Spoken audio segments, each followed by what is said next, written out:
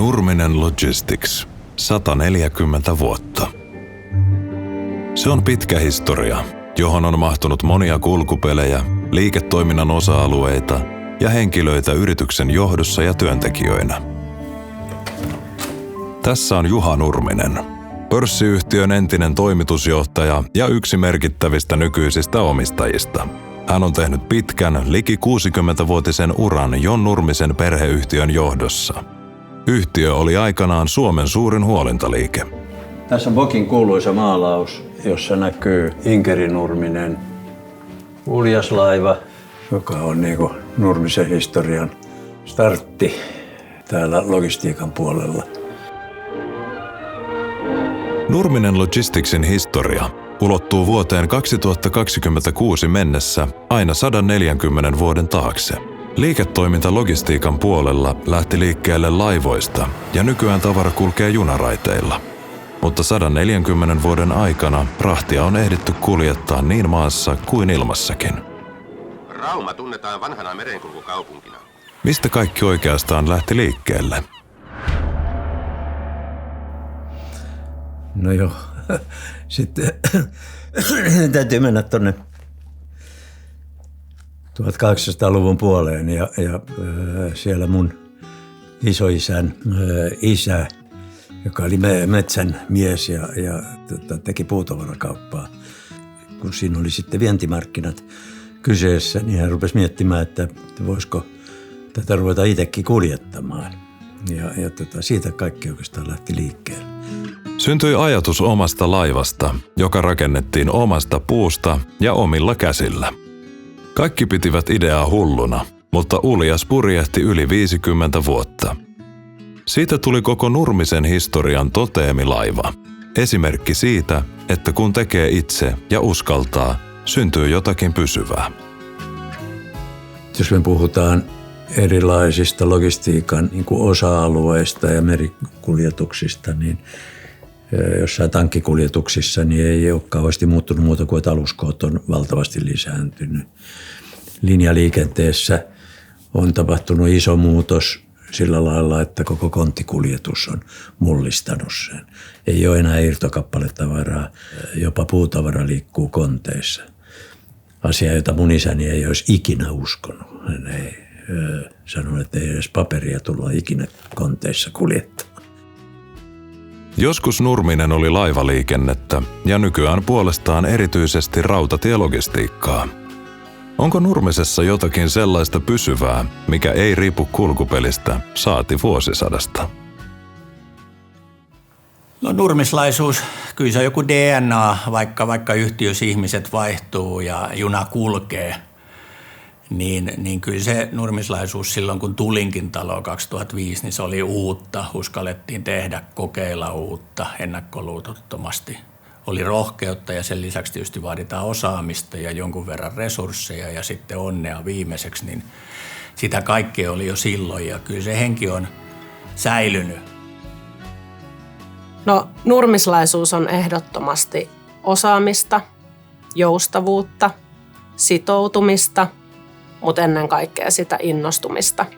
Et on se mitä tahansa uutta tai mitä tahansa asiakkaan tarpeisiin liittyvää, niin ihmiset tekee sitä aidosti sillä halulla, että he haluaa palvella ja sitä tehdään nimenomaan sydämellä, ei pelkästään sillä logistiikkaosaamisella. Kansainvälisellä logistiikkayhtiöllä on luonnollisesti väkeä myös monessa maassa. Päästetään Nurmisen Liettuan maaosastolta pitkäaikainen työntekijä Liina Dulinskien ääneen. Should we speak about Nurminen further? Yeah, we have plenty of time to speak about Nurminen. What I like in my job the most is going through these missions, impossible with my colleagues, that I enjoy the most. Within these 11 years, we actually not grew in number of employees and colleagues, but we grew a lot as a team, getting to do new projects. I feel support from company management while bringing ideas how we should perform better. and how things should be developed. So each time when we have something new or something to discuss, we can freely come to top management, to owners, and to discuss it. And we know that we will have some productive talk, some decisions. So that what makes us feel confident to approach and to develop and to make company better. Rohkeus tehdä toisin johti reiteille, joita ei ollut ennen kartalla.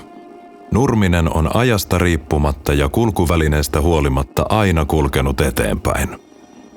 2000-luvulla reittiä on luotu Euroopan joka kolkkaan ja aina Kiinaan saakka. Kyllä me lähdettiin sitten myöskin miettimään niin kuin pitkän päälle strategisia siirtoja ja niitä tulikin sitten heti vuosisadan alkupuolelle niin koko joukko. Vuonna 2005 Nurmisella alettiin aktiivisesti etsimään idän osaajaa uusien alueiden valloittamiseksi.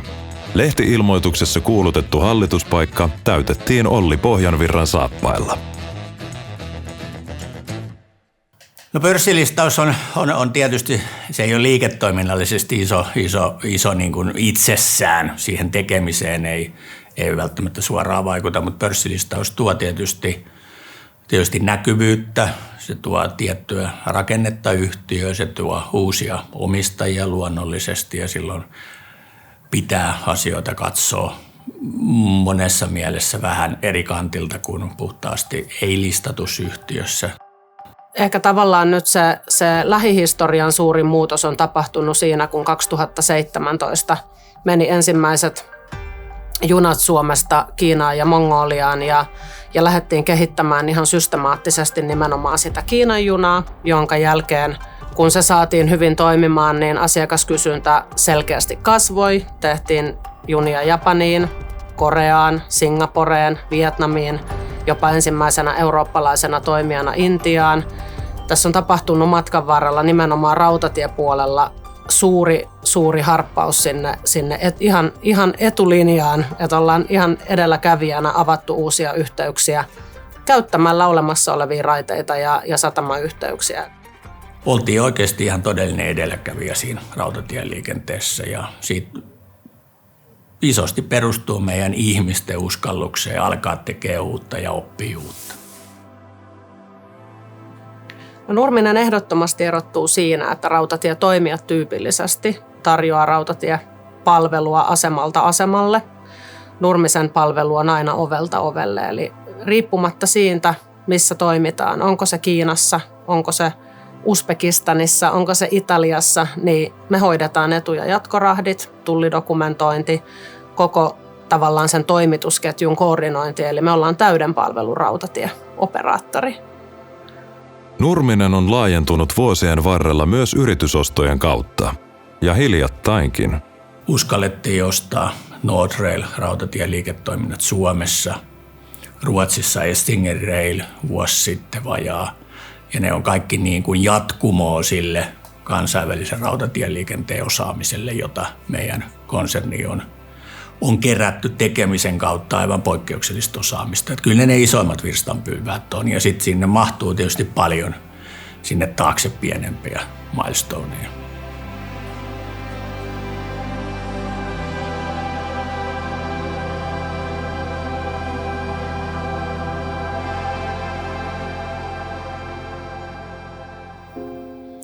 No se, mikä näkyy, kun tapaa asiakkaita ja yhteistyökumppaneita erityisesti kansainvälisissä ympyröissä, niin Nurminen tunnetaan kyllä Pohjoismaissa, Euroopassa ja Keski-Aasiassakin nimenomaan tästä nopeasti kehittyvästä kansainvälisestä rautatieliiketoiminnasta.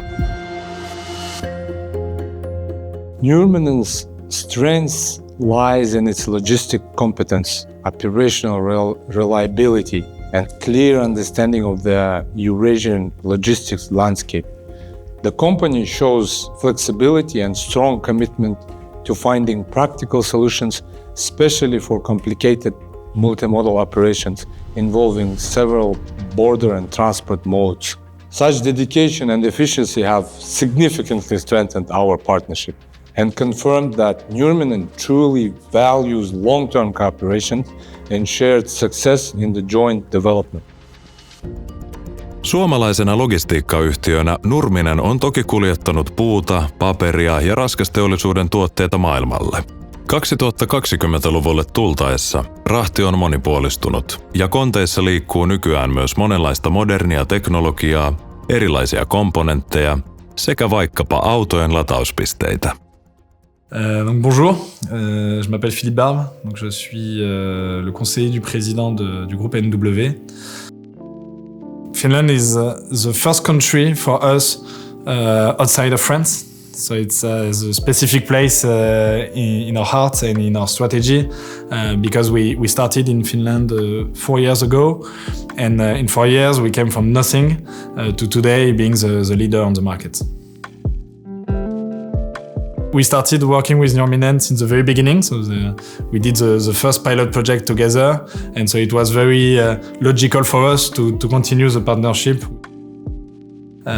What I like with Nurminen is that when we have difficulties, we can speak to each other and we can find solution together. That is what we expect from a partner. Every time it's impossible to predict what the future will be, what the constraints will be. So for us, it's very important to have people we can discuss with. And that is what we've always found in Nurminen. In terms of culture in W, we say that we have passion, authenticity, agility, and also perseverance. And clearly I can find this quality as well in Nurminen. We've tried their agility and I can tell you they have it. There is a real passion because when we discuss with Nurminen, they want to understand our business or we are implementing in the Finnish ecosystem. And that is very nice to see this kind of curiosity when you discuss with a partner. Logistiikka on lopulta aina ihmisten työtä. Reitit, aikataulut ja kalusto muuttuvat, mutta ilman osaavia ja sitoutuneita tekijöitä mikään ei liiku. No erityisen ylpeä on kyllä monestakin asiasta, mutta meidän ihmisten osaaminen ja erityisesti se, miten innostutaan, kun tulee jotain uutta, niin se on semmoinen kyllä, mikä motivoi itseään myös jokapäiväisessä työssä tosi paljon.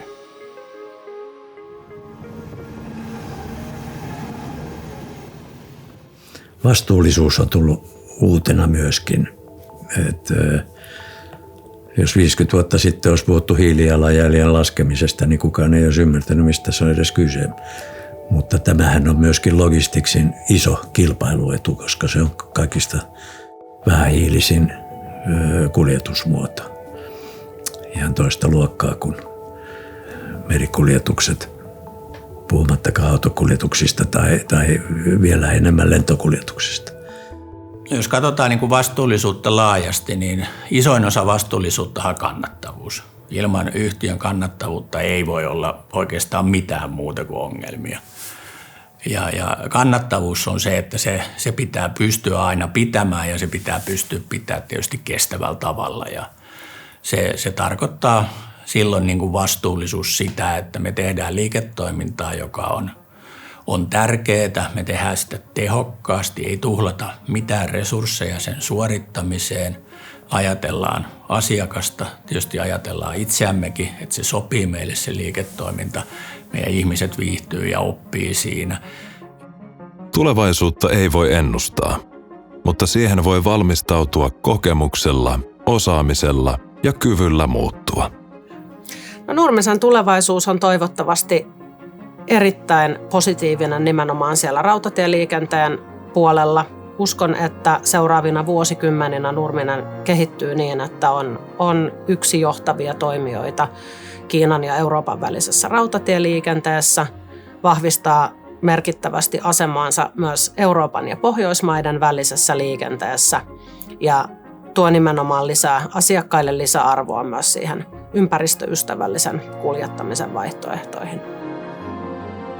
Tavaralogistiikkaa tarvitaan aina. Me ollaan nähty se erilaisissa kriiseissä, onko pandemia, geopolitiikka, niin tavaralogistiikka jatkuu, sitä tarvitaan, meidän yhteiskunnat sitä tarvii.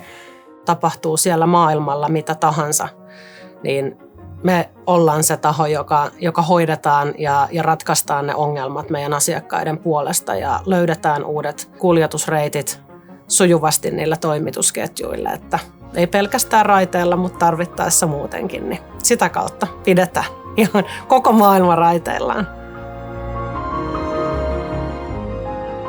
Isoäitini aikoinaan sanoi Nurmisesta, oli vanha sanonta, älä välitä, anna Nurmisen välittää. Niin sitä me tullaan jatkossakin tekemään. Sekä asiakkaista välitetään, että työntekijöistä, että omistajista, että tietysti siitä tavarasta, jota me kuljetetaan. Mainiota. Kiitos haastattelusta. Kiitos.